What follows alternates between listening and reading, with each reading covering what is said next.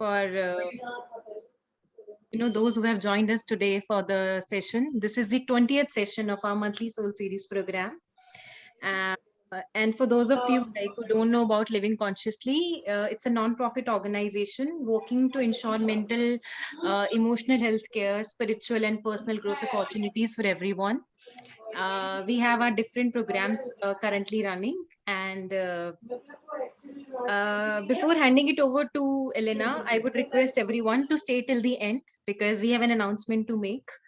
And we will record the session, but we will not record the Q&A part.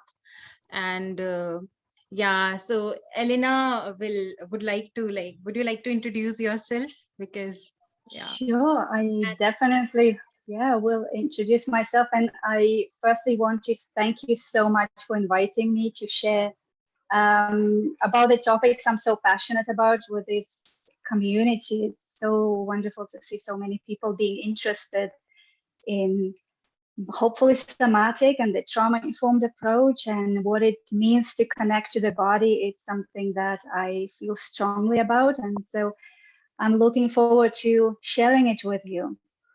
So I will try to keep it concise, but I hope we'll finish just a little more. We'll take more than an hour, but yeah, let's just jump into it.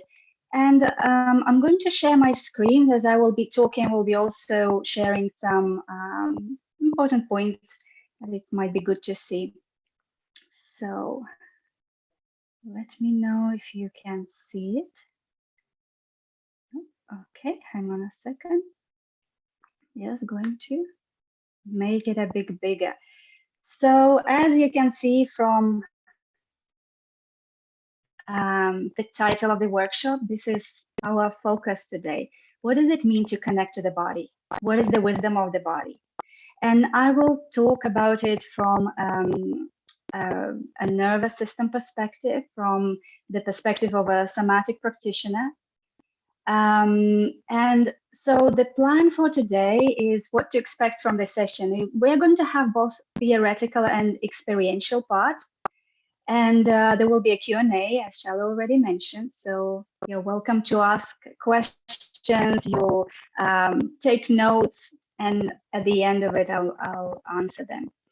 So in the theoretical part, we'll cover several topics. The first one would be on body awareness or body self-awareness, and also different elements of it. So how we perceive things, what we can perceive, and why is it important. We also talk about mind-body connection. You may already know about it, but I'll talk about the connection between sensations, emotions, thoughts, images, actions. You'll get a chance to experience what it is, and why is it important as it relates to healing. I will also explain the basics of the autonomic nervous system. Again, for some of you, that might not be something new. So the two branches, the sympathetic and parasympathetic nervous system. So everything that we can do, feel, or experience, and how it is connected to all of that, how you can experience that in your body. And finally, I will also talk about survival responses and trauma, since it's an important element to understanding what is a trauma-informed approach and what it takes to create safety and to work with someone who may have experienced trauma, and what to do when you feel dysregulated. And in experiential part, you'll get several exercises on body awareness exercise. This is what we're going to start very soon with. There will be a visualization exercise to track the activation in the body and actually notice how our sensations are connected to thoughts and emotions. And the final one would be the practical tools that you can use for your own self-regulation. All right.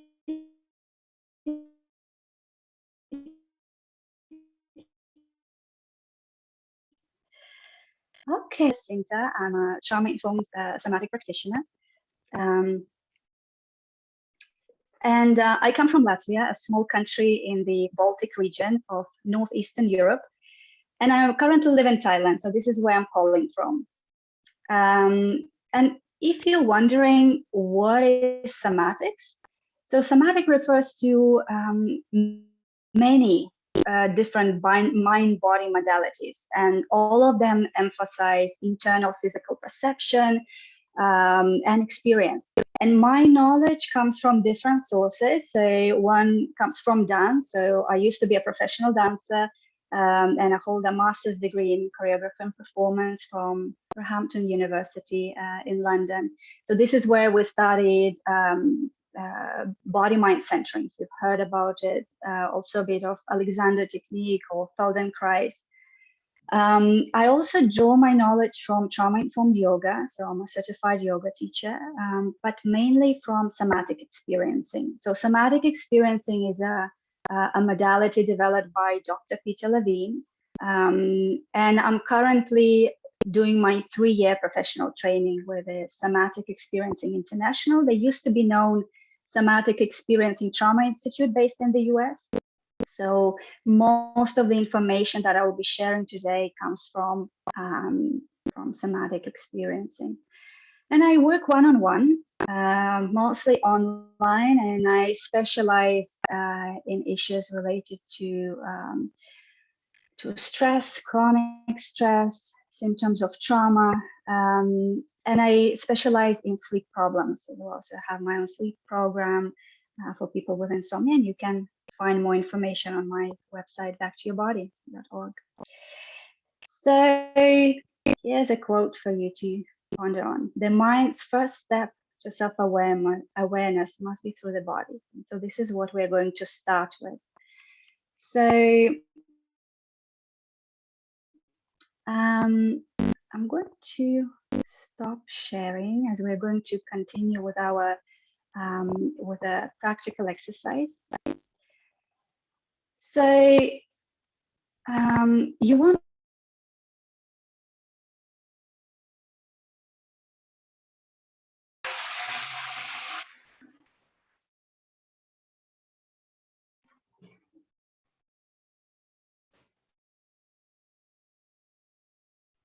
I think we've lost her. No? Okay. got disconnected. I think I'm back. Yes, yes.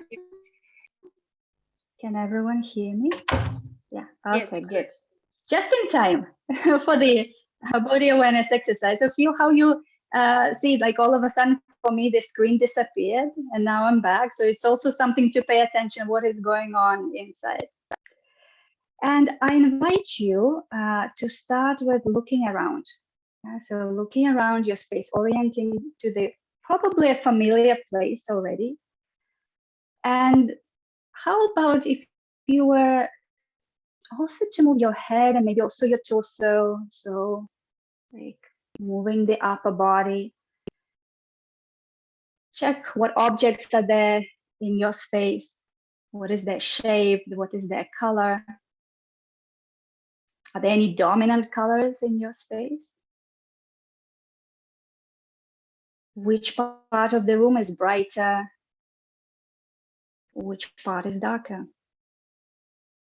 And for now, just observe it without judgment, right? So we are bringing our 5 senses, starting with a sense of sight.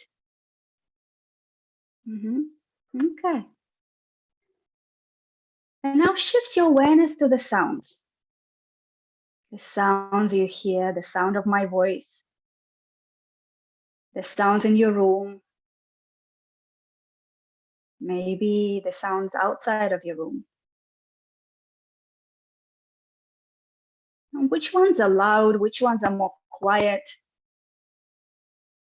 Which ones are more frequent ones? And if you listen deeply, can you hear the sounds in your body? Maybe the sound of your breath. Yeah. And then shifting awareness to the smells. Are there any smells in your space? Maybe there are some objects that you can smell. maybe the ink of the pen, if you have it, the paper or your notebook, or if there are no objects, you can smell your skin, or if it's not too awkward, nobody can see you. And again, just for now, try not to judge it as pleasant or unpleasant smell. Just notice it for now.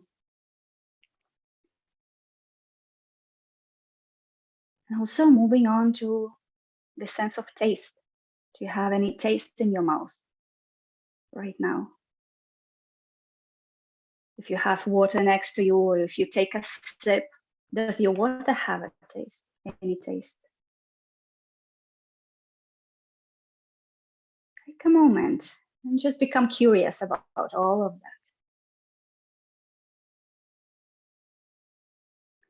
Now, why don't you move your awareness now to the sense of touch, and starting with the most subtle one?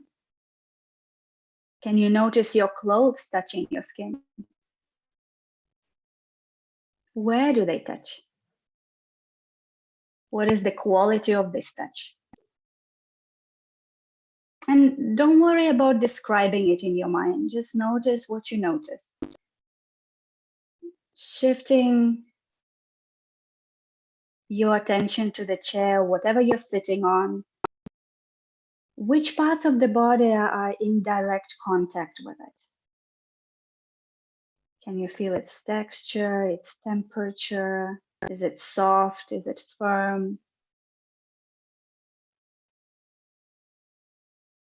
And if your feet are touching the floor, what is the texture of the surface they're touching? And if there are objects next to you, you're welcome to touch them. Maybe touching the desk, your computer, your pen, whatever you have in front of you. Now, how about placing your hands on your body? Right? It could be any part of the body. How different does that feel?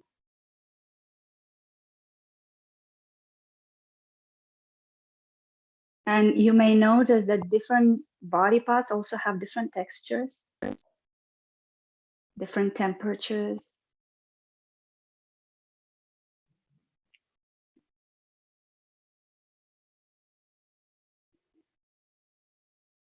Yeah.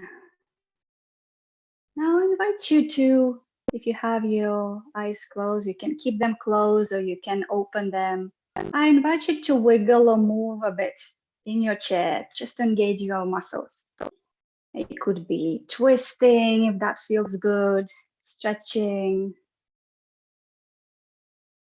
You can even stand up and even move around the room if you feel like. And as you do that, I'd like you to pay attention to which muscles are you using. Yeah? So if you're pressing your feet into the floor, if you're stretching, which muscles are engaged?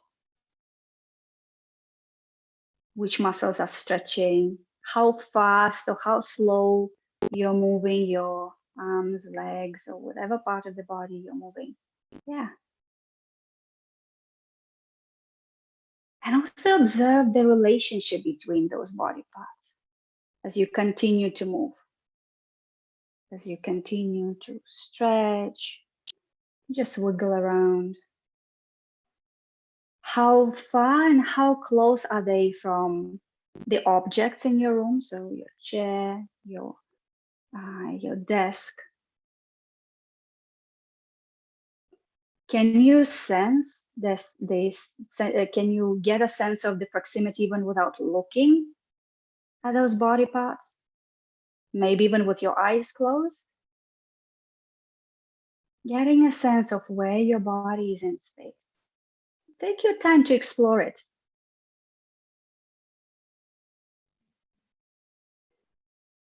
And when you're ready, you can gradually come to stillness. And as you're still, can you get a sense of the alignment of your spine? Do you feel your back is straight or slightly rounded? How is your weight distributed? Are you leaning forward or back, or maybe to the side? Yeah. Yeah. Now we're going to shift our awareness further inward. What do you feel in your body? Do you feel comfortable? How do you know that you are comfortable? So we're bringing in our internal awareness. Are there any parts of the body that are more tense than others? And you're welcome to adjust or move those parts. Are there any parts that feel relaxed and light? And take your time. We usually don't pay attention to those relaxed body parts.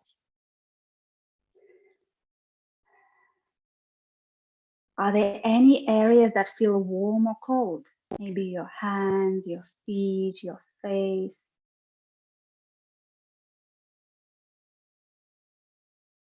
How's your heartbeat?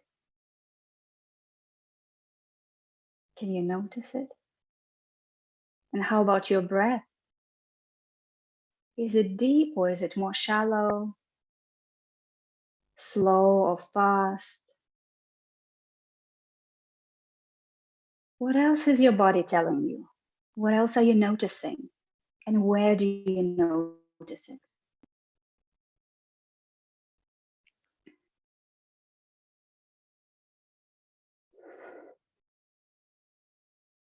Now, if you had your eyes closed, you can open them, look around, just like at the beginning of the exercise. Again, move or wiggle, do whatever you need to get your awareness back to the external environment. Take your time, don't rush it. Also orienting to this virtual space, so all of us attending this workshop. And if you like, if you were to write one word to describe how you're feeling after this exercise, you're welcome to write it in chat.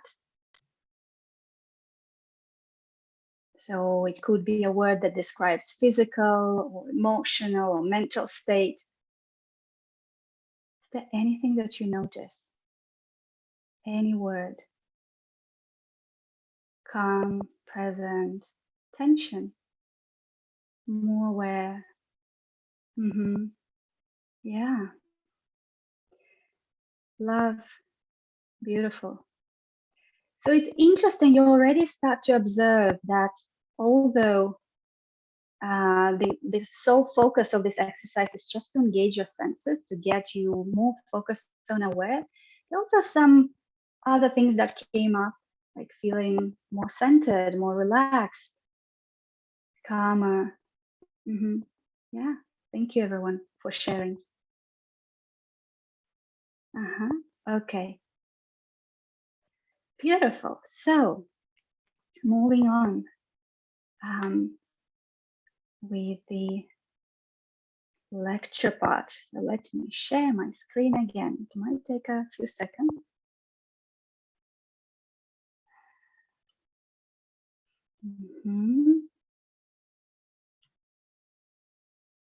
All right. So what is body awareness? And why do we need it? So if you're wondering what we just did, we explored all different ways we perceive things through our senses, both externally and internally. And when we talk about body awareness, we actually mean many things. It's our awareness of internal and external stimuli, awareness of our position and movement. They all have different names and different purpose. So let's look at all these different types of awareness of senses. Okay. Now, one day if you can see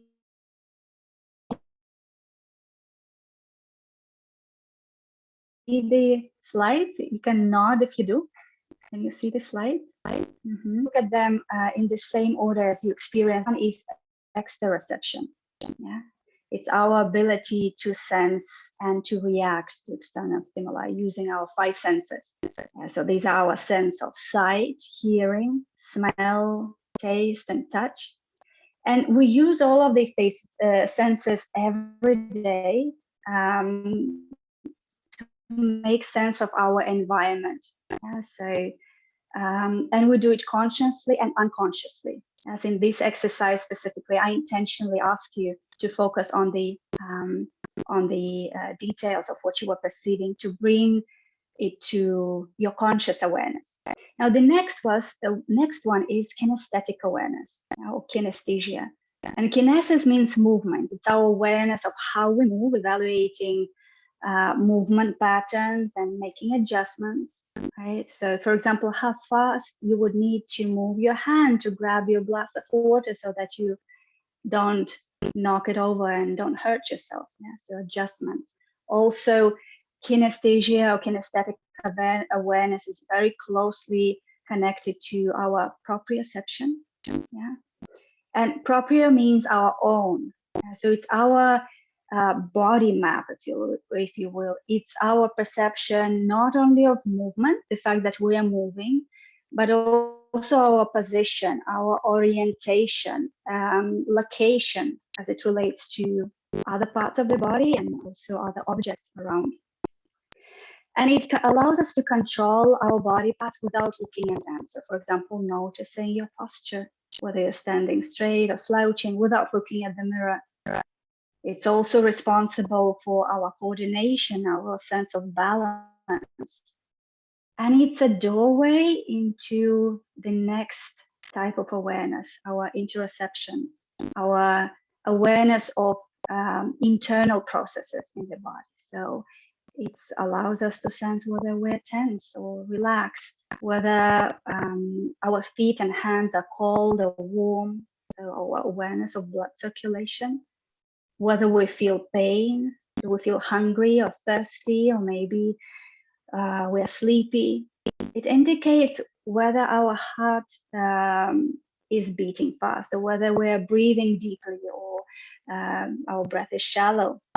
Also, it is connected to feeling and sensing our emotions. So are you feeling sad or happy or worried or content? So interoception helps us to understand our physical and emotional needs and address those needs. And it also helps us to regulate our emotions and behavior. So why is it important?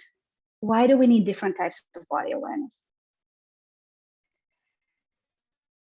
So all of these abilities to perceive are designed for our survival, safety, and well-being. They help us to meet our needs, making sure that we eat when our stomach is rumbling, indicating that we're hungry and need to nourish our body. Drink when our mouth is dry, a sign that probably we're dehydrated.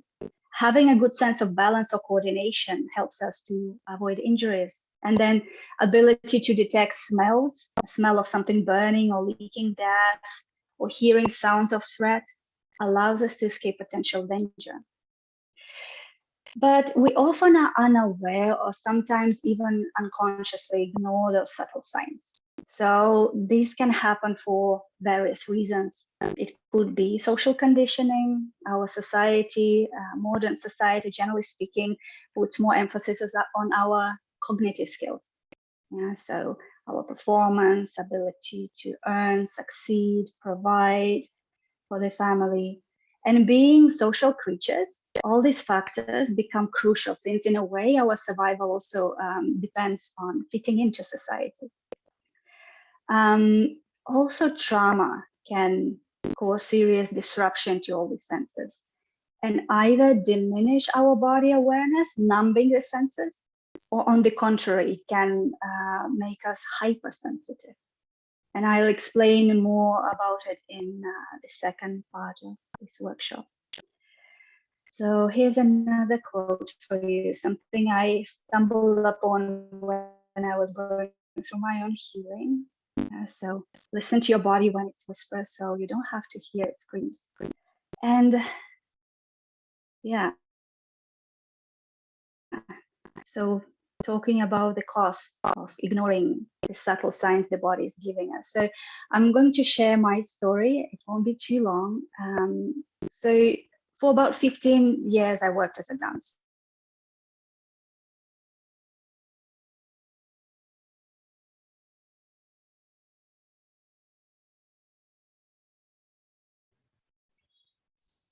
I think we have lost Elena. Yeah. She might come back. I think her internet connection is very.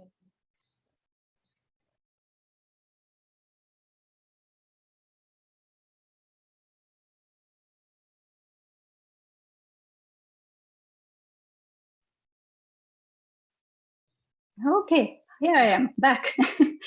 All right. So let me see. So share my screen again. Okay.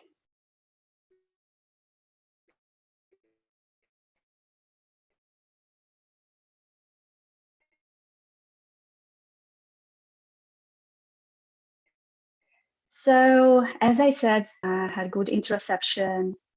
Sorry, I had good.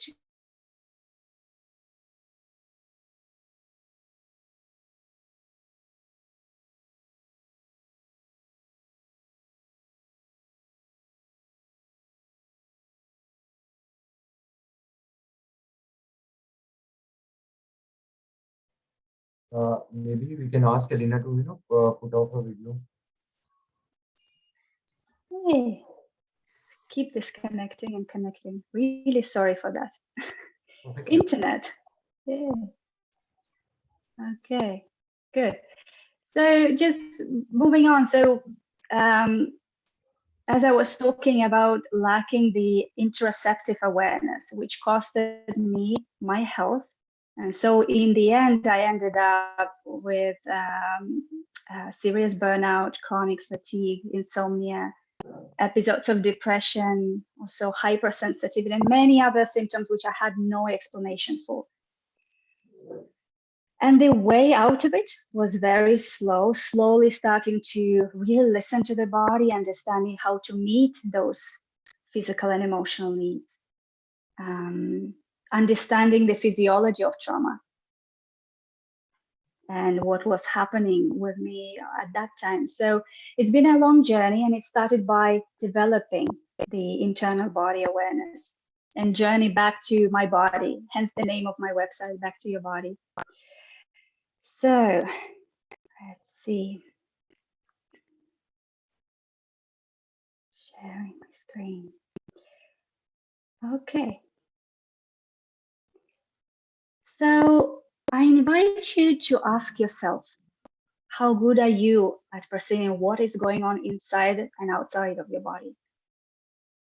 Are you good at reading your body's messages and acting on them? And does it help you in your life? And I also invite you to notice how you're feeling right now. And just quick check-in. Are you comfortable? Do you need to move or stretch? Maybe grab some water. So anytime during the workshop, feel free to do that. That's super important. And I definitely need some water.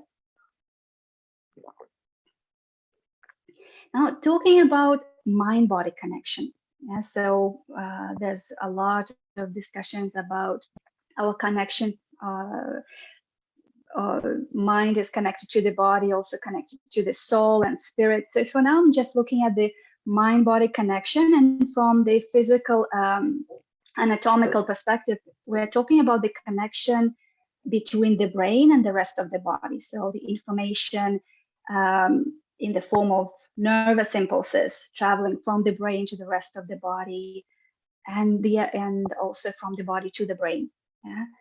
So right now, I'd like to talk about it in a slightly different way, from a different angle.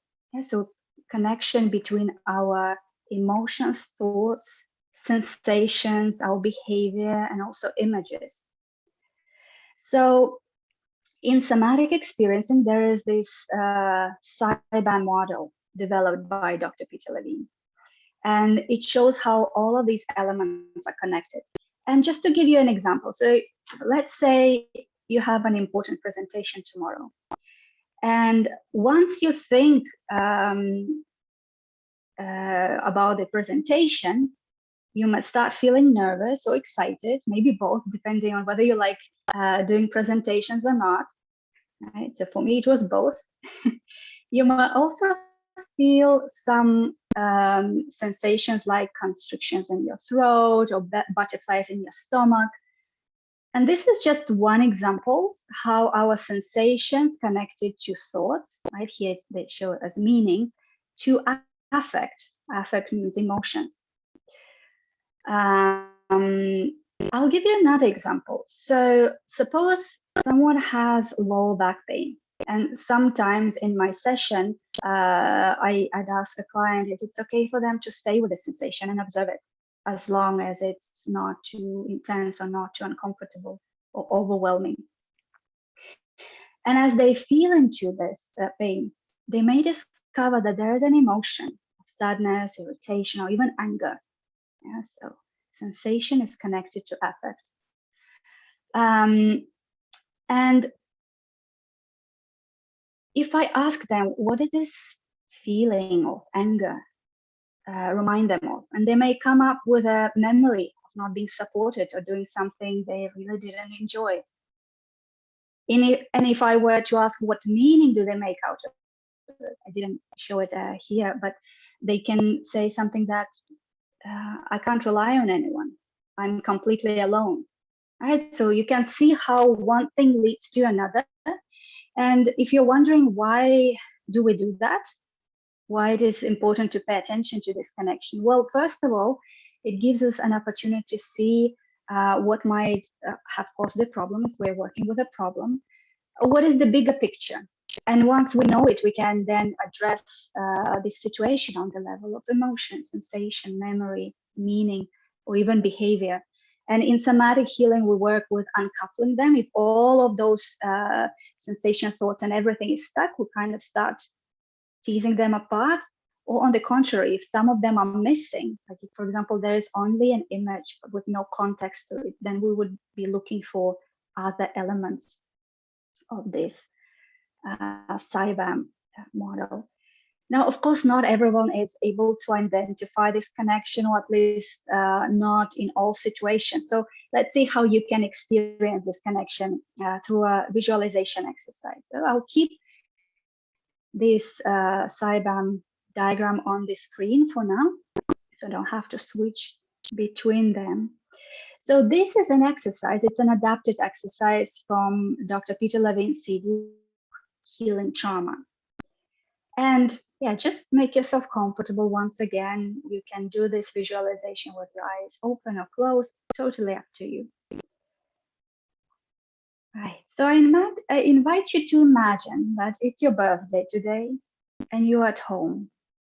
You're kind of feeling lonely, you don't have any plans. So you decide to go to the cinema to watch a movie. You start getting ready to go out, but then you start having this dreadful sinking feeling that your wallet is missing. And if wallet is not a very important thing for you, you can think of your smartphone as missing. But I'll stick to the wallet for this exercise. So you check everywhere. You check in your room, you check in your pockets, you check your bag, your shelves, and it's not there. You start getting frantic. And here I would like you to pause. What thoughts, emotions, feelings, or sensations are you having at the moment as you realize that the wallet is not there, your phone is not there? Where in your body do you feel it? And it's quite common to notice it in the chest, solar plexus, throat area. Do you notice any constriction, tightness, tension anywhere in your body? How about your breathing and your heartbeat? How did the temperature of your hands and legs change? Maybe they start feeling sweaty or cold.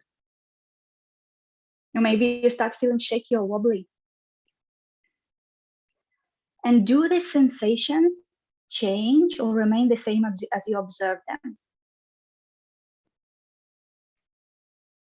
So going back to the story, you're trying to calm down and think clearly.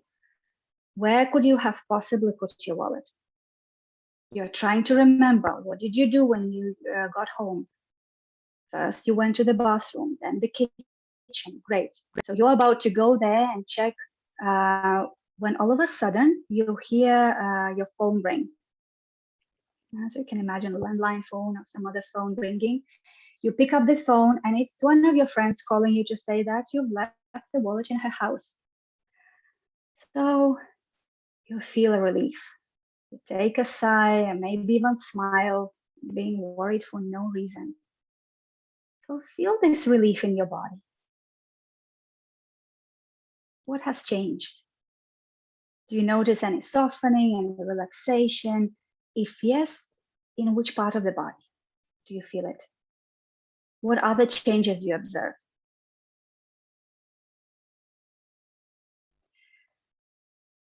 And so your friend says that she is going to leave soon, but she's happy to wait for you if you come right now. So quickly you get ready, you get out of your house and walk quickly to her house. Notice how it feels to walk briskly. I know we're just imagining, but picture it. The urgency of getting to her house before she leaves. She's waiting for you with your wallet. Feel it in your legs and in the rest of the body, in your muscles, joints, also in your torso. And feel this sense of urgency. Again, where does it show up the most? Does it show up as a sensation or an image or maybe a thought? So finally, you reach your friend's house. You knock on the door, but there's no answer. You knock again and again, still no answer. So you start thinking your friend must have left already and you missed her. But she said she will wait for you. This is why you left your house and came here immediately. So you kind of start getting irritated. And what does this irritation feel like? Again, scan your body for any sensations. What thoughts come up as you feel irritated? And so you knock again. And finally, you hear your friend's voice from inside the house telling you that you can enter and the door is open. So you open the door and walk through the dark corridor. And again, notice how it makes you feel as you walk in the darkness. What you might be thinking or imagining. And as you open the door at the end of the corridor, you see a bright light and a lot of people cheering you. And you laugh with a relief and surprise because you know it's your surprise birthday party. And your friends took your wallet so that you can come to her house. How does that feel now, looking at their happy faces? What emotions, feelings, or thoughts arise? Take some time to take them in. Scan your body once again. Has anything changed? What new sensations do you observe? Or is there one sensation or there are many sensations? Does it have any shape or color? Does it change or shift as you stay with it, or does it remain the same?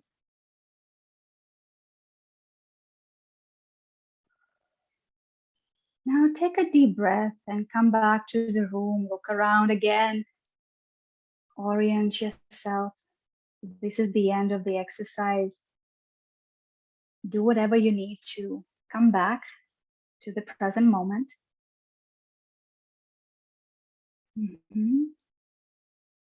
And if you're willing to, I'd like you to write down in the chat, if it's okay, any thoughts, images, or actions, or maybe sensations that showed up together in one particular situation. So let me stop sharing the screen. I'll give you just some examples.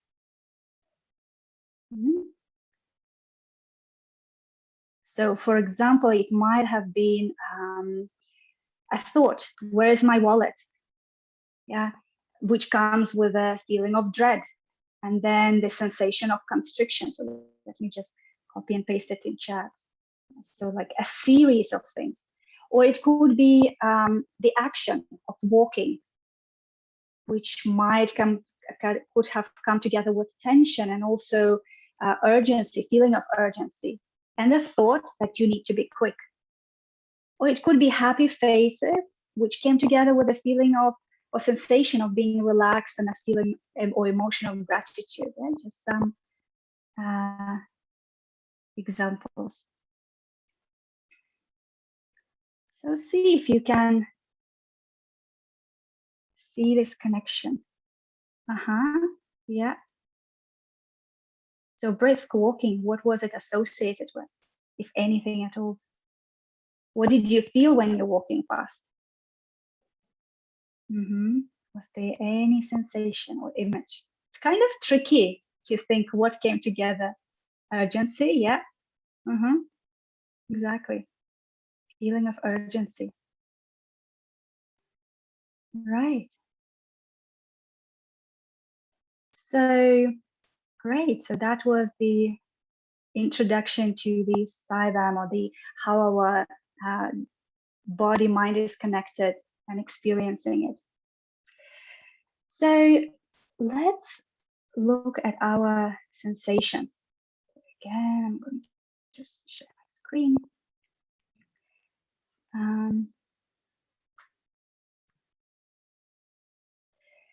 So in somatic healing,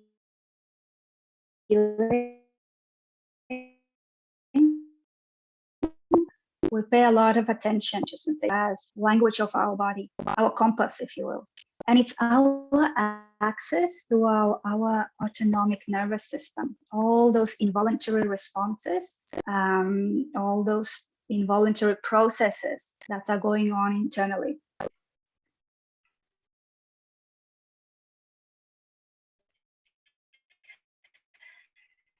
And it gives an indication of, provided that you know how to read the signs. So we'll look at all those different signs just now. So let's look at the autonomic nervous system, how it is organized. And you can see the two branches, the sympathetic and the parasympathetic. And so the sympathetic is responsible for excitation and mobilization, whereas parasympathetic, and when we talk about parasympathetic here, we're talking about the softer one, the rest and digest, which is responsible for settling and resting. And you can see how they relate, how these two branches relate on a physical level, right? So on the side, you can see the vagus nerve, the 10th cranial nerve, the longest nerve of the autonomic nervous system, how it branches out to different organs. And so how these organs are affected, right? So when our sympathetic system is on, right, so our heartbeat increases. So we are prepared for action. We start to secrete sweat. Our digestive functions slows down, because the body is not concerned when we're thinking about threat response. It's not concerned about digesting food, but rather survival. Adrenal glands start to secrete adrenaline. Yeah. So these are just some examples. If you look at the parasympathetic, when it activates, it actually does the opposite. So the heartbeat slows down, we start breathing normally, slower, digestive system is on, our muscles relax. So think about it, these two branches as the opposites, which mirror each other. And sometimes we call the sympathetic nervous system as our gas pedal, yes, and the parasympathetic nervous system as our brake pedal. And just as we use both pedals as we're driving, not just gas and not just brake, right? So we need to use them both. So when we go about throughout the day, we move between the easy activation, easy deactivation. So you can see it kind of flowing between different degrees of sympathetic and parasympathetic state, yeah, between arousal and settling. And just like you've experienced in the visualization exercise, when you realize that your wallet is missing, your sympathetic nervous system turns on, preparing you for action, in this case, searching for the wallet. And when your friend rings and tells you that she has your wallet, actually, so you release the gas pedal, and your nervous system turns on the brake, pressing on the brake. And this is happening automatically as your parasympathetic nervous system gets activated when you feel a sense of relief. And then later on, as we went through the visualization, you got a bit more activated when you thought that you missed your friend and you felt irritated. And then you settle into a softer sympathetic, still a sympathetic state, but a softer one where you got surprised or excited. Yeah. So both excitement and irritation, they are governed by sympathetic nervous system, but they feel different. So now let's talk about the survival response. Yeah, so the 3 responses, there are more than 3, of course.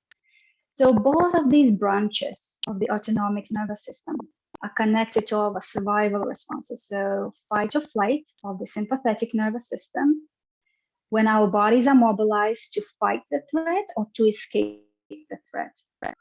Now, when neither fight nor escape is possible, so when there is a sense of overwhelm or if there's inescapable threat, our body and the nervous system shut down as we enter a state of freeze or flop. So flop is also called this collapse. So this is hard parasympathetic state. It's very different than the soft one. And of course, there are other survival responses which we won't talk here, but for now, let's focus on these ones.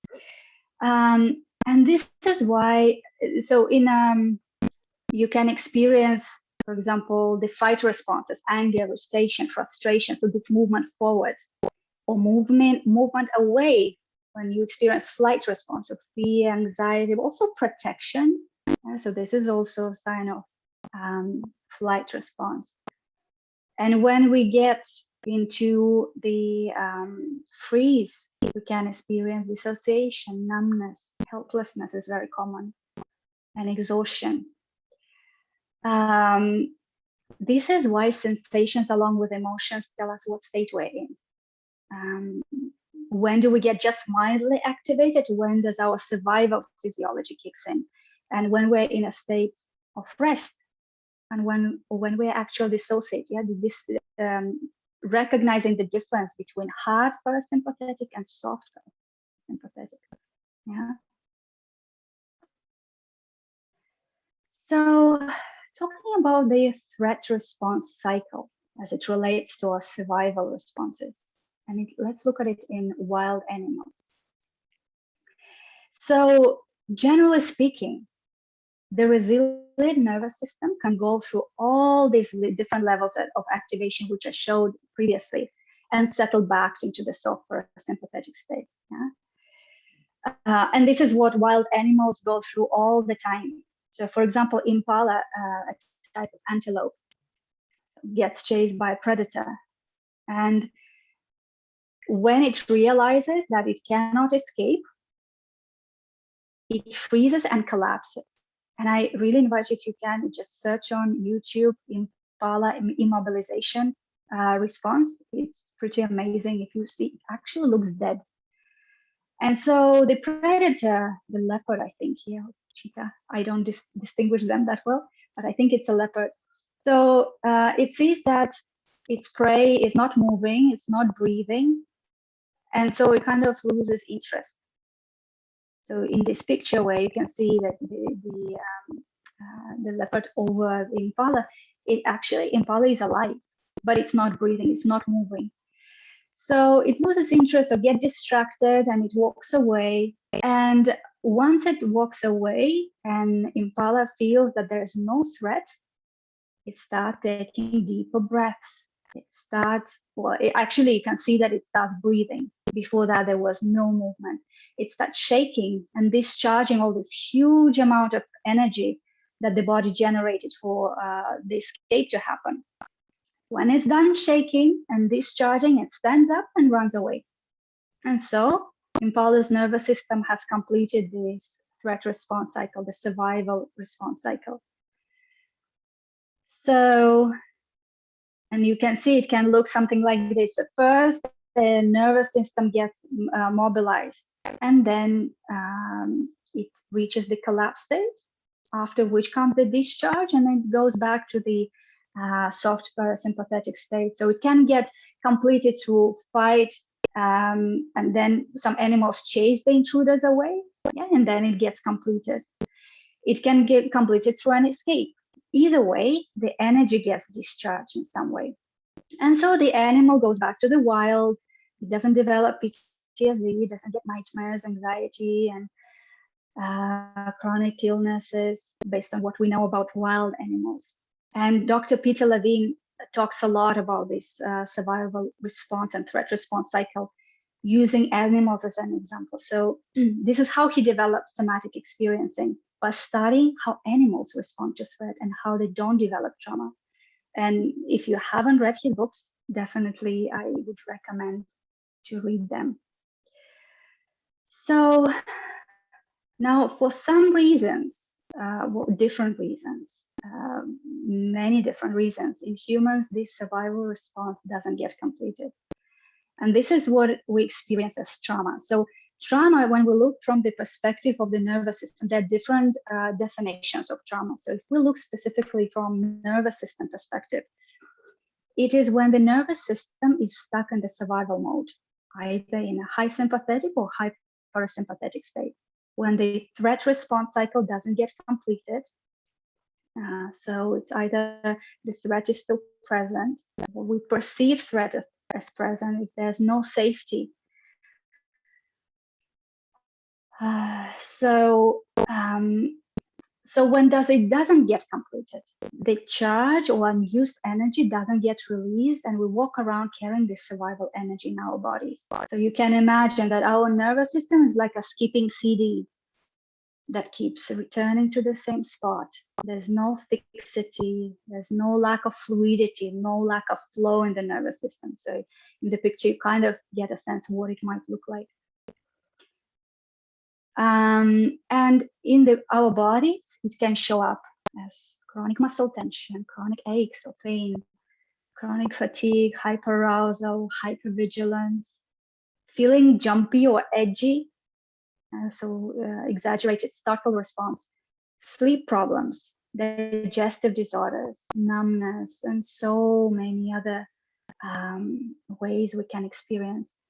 So I know we're just scratching the surface of what trauma is and how it shows in the body and the physiology of trauma. And I really recommend reading both. These are my favorite authors and the favorite books as it relates to trauma. There are many more, but yeah, The Body Keeps the Score of Bessel van der Kolk and Peter Levine's less known book in an unspoken voice. Yeah, so if you haven't read, please do. And it's both of these authors, they emphasize the importance of bottom-up or body-oriented approach. So bottom-up is kind of the opposite of the top-down, which means we first work with our brain, we work with our cognition, and then we talk through the trauma, and then we release it, and then go through the body. Well, what this suggests is actually doing the opposite. Why? Because when a traumatic or overwhelming event happens and a person gets into a fight or flight or freeze state, their prefrontal cortex, the thinking brain, shuts down, and the instinctual brain takes over, the emotional and instinctual brain, so limbic system, the brainstem. This is why you can't really think yourself out of trauma, reason yourself out of a trigger. And it's definitely helpful to talk through a story. It's definitely therapeutic to make sense what have happened. But it's only when we start working with the body from the place of safety, acceptance, but mainly safety, we can access the deeper regions of the brain so that these response cycles get completed and we come back to the state of flow of the nervous system. So I'm strongly believe in the trauma-informed approach, and that we need to understand trauma physiology. And I feel that we all need to know more about it, and I'm so happy to share about it. So, and I use the trauma-informed approach both when I teach yoga and I lead my EFT sessions, but also when I interact with people. When we start understanding how trauma physiology and survival responses show up in our bodies, in our life, we learn how to be more compassionate to ourselves and also to others, understanding our triggers, where the automatic reactions come from. Yes. And we also can restore our felt sense of safety, right? So for someone who experienced trauma, nothing feels safe. And so we start learning how to rebuild this felt sense of safety, this felt sense of self-agency, so that we don't feel powerless. We actually have choices. How do we feel it? It's one thing to understand we have choices. A different thing is to feel it, and then how we can develop resiliency to stresses, so that we don't have to be fearful or defensive all the time. And here's another quote for you. The body has been designed to renew itself through continuous self-correction. These same principles also apply to the healing of psyche, spirit, and soul. So the good news is our bodies are wired to seek homeostasis and return to equilibrium. We just need to support our nervous system to come back to the state of flow, out of the state of fixity. And it is to learn more, to observe yourself more, maybe seeking other people's support, getting professional help. So everyone's healing journey is different. But there are definitely tools you can use in your daily life to support your nervous system. And so we are coming to our final experiential part, our practical exercise, where I'll show you some somatic tools that you can use to self-soothe, self-regulate, using all the information we've covered today, using all of our senses, checking the connection between what we feel and what comes up in terms of thoughts or images. So for this exercise, I'm going to stop sharing my screen. For this exercise, yes, there will be Q&A, so please stay with us. You can choose whether you want to stay seated or you want to stand up or move, maybe change your position. And I invite you to decide based on how you're feeling right now. So take a moment to feel into your body. We're kind of used to staying seated when we listen to a lecture, but see, you have options. And you don't have to see me. As long as you can hear me, that's fine. And if you feel like you need to go and lie down, just do it. You can also do this exercise lying down. So just like we did at the very beginning of the workshop, I'd like you to start orienting to these surroundings. So look around. Has anything changed at all? Maybe your position has changed. Maybe your orientation has changed. Or maybe there's something new that you're noticing. And this time, I invite you to pause and gaze at something that feels good to look at, something that sparks your curiosity. It could be an object, a shape, a color, an image, or maybe a view, if you have a nice view from the window. Now we're looking for resources. So in your space, something that helps to connect to the felt sense of well-being, goodness, being centered, being well. And once you find this thing, check in with your body. Check in, how does connecting with this thing, this object, through your eyes feel like? Let's pick one thing. You're welcome to switch your attention as well. But yeah. What thoughts, images, feelings, or sensations arise? Take them in. Observe them with no rush.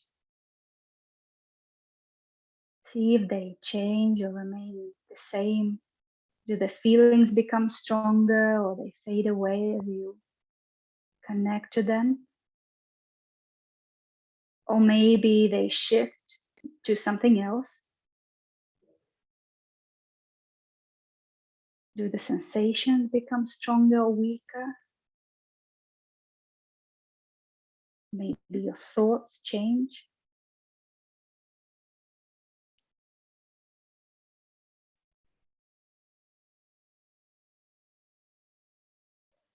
Now let's bring our attention inward. Again, scanning your body. And this time we'll look for opposite sensations. So I invite you to start with temperature.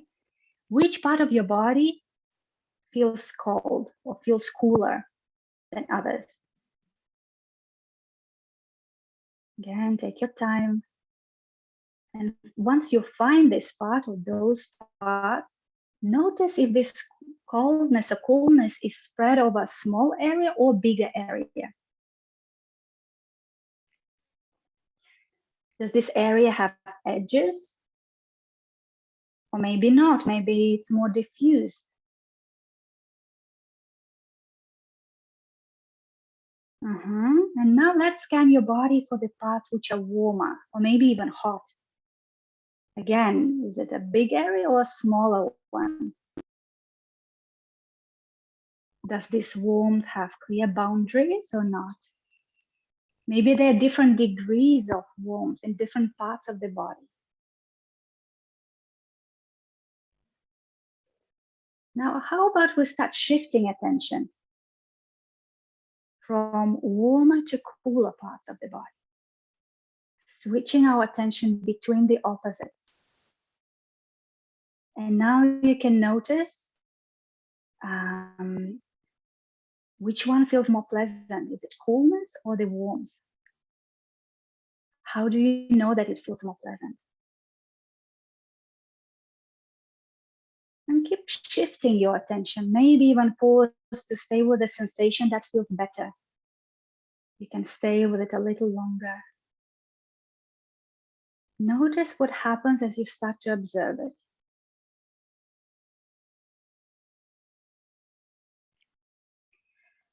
Now let's pay attention to the area that feels relaxed and soft. Observe this feeling. It's ironic that we're usually more likely to notice that something is tense and achy. So let's stay with the sensation of softness and relaxation a little longer. And if it's difficult to identify what part of the body is soft or relaxed, focus on something that feels neutral instead. Some part of the body that feels okay. How do you know that it feels okay?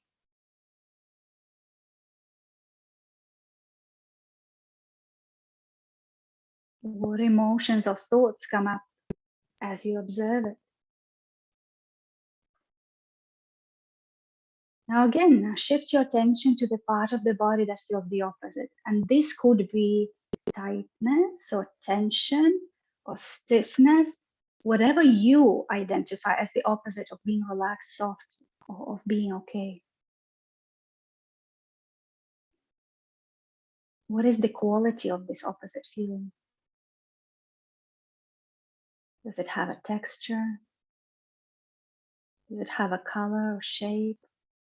What is the intensity of the sensation?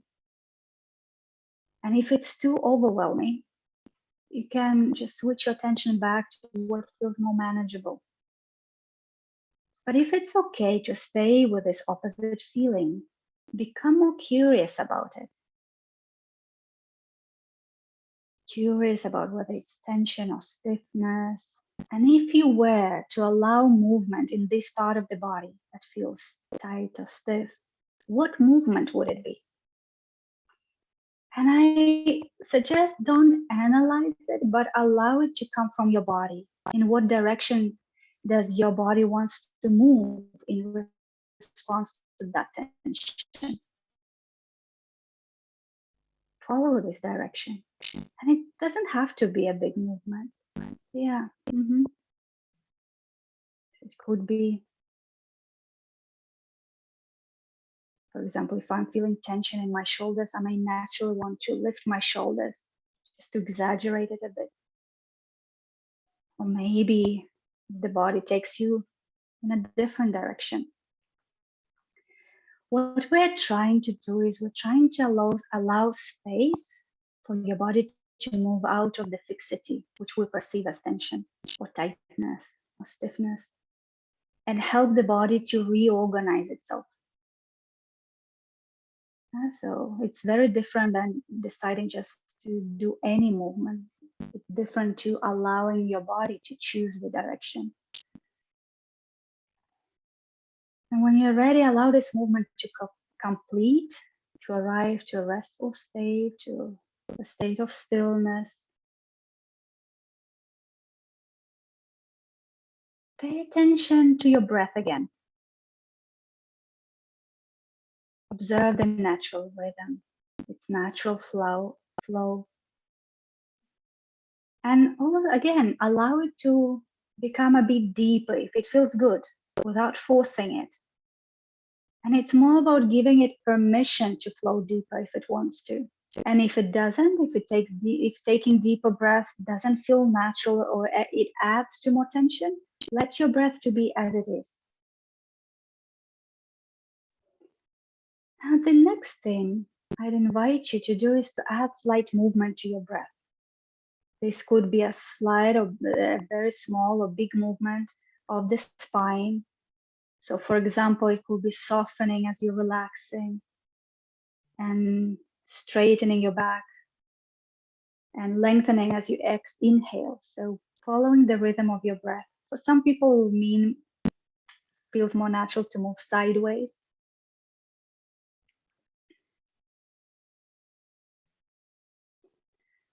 And make sure you're following the rhythm of your breath.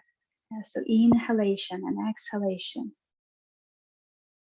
Also check whether it feels better to keep the movement small and contained or to exaggerate it. Checking with yourself, how does this movement feel? There shouldn't be any effort. So again, we are working with this natural flow of the nervous system, which shows up in our breath, the sympathetic activation with an inhale and parasympathetic settling with an exhale. And using movement to really sense into this flow. And when you're ready, you can make it smaller and smaller, whatever movement you were doing, until you come to stillness again. Can you feel the echo, the effect of this movement in your body? How's your breathing now? How does your back feel if you've been moving your spine? Has anything changed at all? And how does it feel to be still? Yeah, there could be different reactions. So if you had your eyes closed, you can open them again and orient yourself to the surroundings. And if your feet are not on the floor, if you're sitting cross-legged, would it be okay to maybe put your feet down as you're sitting or maybe stand up? Again, it's just an invitation. There are plenty of options. And when you have your feet in contact with the floor, once again, notice the texture underneath them. What is the temperature of the surface? And how about if you press your feet into the floor using your muscles? Maybe even pressing different parts of the feet into the floor, your inner edge or your outer edge, moving your foot from side to side, pressing your toes or your heel or the ball of the foot. And if you chose to stand, notice where your weight is when you do it. You can also try stretching your toes or Curl your toes. See how this action of the foot affects the muscles of the rest of the legs. And then you relax your feet. Now let's do the same with our hands. So we tend to ground mostly with our feet, but we can actually use our hands to ground. So pressing our hands into each other might feel a bit odd, but using muscles can have a really profound grounding or settling effect. You can also press them into the table, maybe even if it feels good, pushing the table away. See what comes naturally. Maybe even pressing your hands into your thighs. Yeah, so different ways of using your muscles, the muscles of your arm, but also of the upper body. How does this movement resonate with your shoulders? Maybe even moving to your neck. Pressing and squeezing. Yeah, so all of those grounding tools you can always use. Can make people more present, sometimes more energized. But feel what it is for you specifically at this moment, right? It may change depending on what state you're in. And just like we did at the beginning, I'd like you to focus on the touch of your hands. There are some positions of the hands that often have a very soothing effect. One hand on the chest, one on the belly. So we're connecting our heart to our gut. And also checking in with the breath. Where do you notice the movement? Does it come from your chest? Does it come from your belly? How does it feel to notice the warmth or maybe coolness of your hand?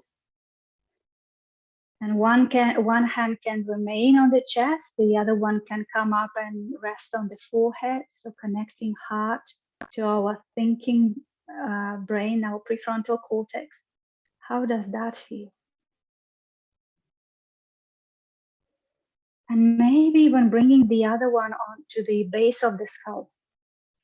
So connecting the higher brain to the lower brain. Yeah, so placing the other hand on our instinctual part of the brain stem. So also can sometimes feel very soothing and relaxing.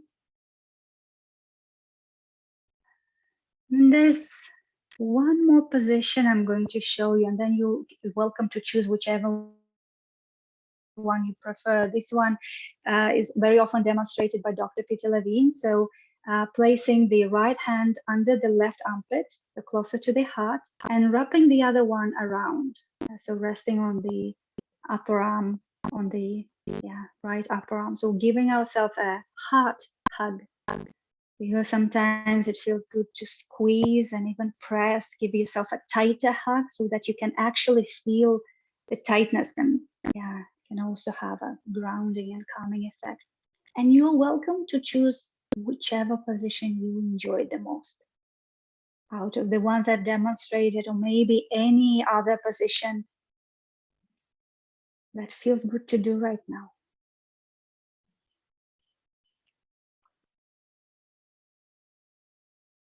So taking your time, whenever you're ready, you can release and relax your arms, or you can stay there and staying in the same position. And this time I invite you to orient to the whole group. Yeah, so all the people attending this workshop. And those of you, that's okay for you, those of you with camera off, if it's okay just for now to turn it on. Yeah, so this is our parasympathetic nervous system is also part of the social engagement. Yeah, so if it's safe, if it's okay to show your face so that we can all look into your eyes, and you don't know who is looking at whose eyes. So that's the fun part of it. So receiving each other's gaze. The kind, friendly eye contact is so important for our well-being. And probably you all have noticed during the pandemic and lockdowns and closed spaces and all, this is so important for us to feel safety and connection. Yeah, so important for our co-regulation. Notice how does it make you feel being with this group. And I'm thank you deeply for this opportunity to share. So that's all from me now. If you have anything to share about what you have experienced, feel free to do that in chat or in if you want to share, or if you have any questions, please do ask. So this is our Q&A part. I know many of you had to wait a long time before it started. So that's all from me for now. Okay, so if anyone has any questions, okay, Kush wants to ask.